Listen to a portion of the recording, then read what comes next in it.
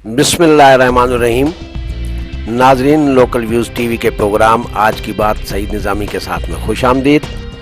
हमारी दुआ है कि रब्बे ज़ुल जलाल हमारे मुल्क को अंदरूनी और बैरूनी ख़तरात से महफूज रखे और वतन के अमन व अमान और सलामती को इस्तेहकाम अता फरमाए, आमीन। मौलाना के धरने को आज 2 दिन गुजर गए हैं और धरना कल तीसरे रोज़ में दाखिल होने वाला है। मौलाना फजलुर रहमान ने अपने खिताब में हुकूमत को वार्निंग तो दे दी है, मगर उनके खिताब से उनके एजेंडे में तब्दीलियों के इशारे दिखाई दे रहे हैं। आज 2 टोक अल्फाज में मौलाना फजलुर रहमान ने फौज का नाम भी ले दिया है और ढकी छुपी बात को खोल दिया है कि हुकूमत को किसकी पुष्टपनाही हासिल है। उन्होंने अपने खिताब में फौज को अपनी आईनी हदों में रहकर पाकिस्तान की आइनदारी पर अमलदारी की इंतबा कर दी है कि हम सब रास्ते जानते हैं, हमें रास्ते ना बताओ, और फौज आइंदा इंतखाबात में कतन इंतखाबात की निगरानी न करे बल्कि आइन के मुताबिक सिर्फ अपनी हदूद में काम करे और इंतखाबात सिर्फ और सिर्फ रियासत के मुकर्रर करदा इदारों की निगरानी में होने चाहिए।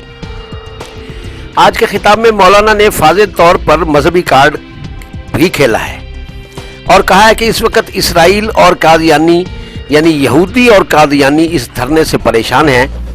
बहरहाल मौलाना का ये धरना इमरान खान के इस्तीफे पर अपनी डेडलाइन मशरूत नहीं कर रहा, बल्कि वो सिर्फ अपना एहतजाज रिकॉर्ड करवा कर वापस पलटता नजर आ रहा है और कल से वापसी के साथ साथ वो अपनी एपीसी की प्लानिंग करने में मसरूफ़ अमल होंगे और एपीसी के इजलास होने तक हो सकता है उनकी कुछ बातें मान ली जाएं और कुछ बातों से उन्हें पीछे हटा दिया जाए।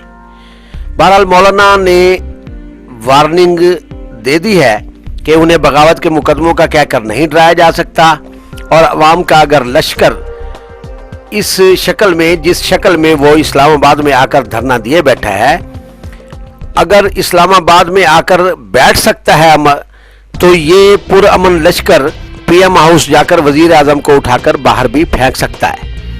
इसलिए हुकूमती मनसबों पर बैठे लोगों को अपनी ज़बान सोच समझकर इस्तेमाल करनी चाहिए।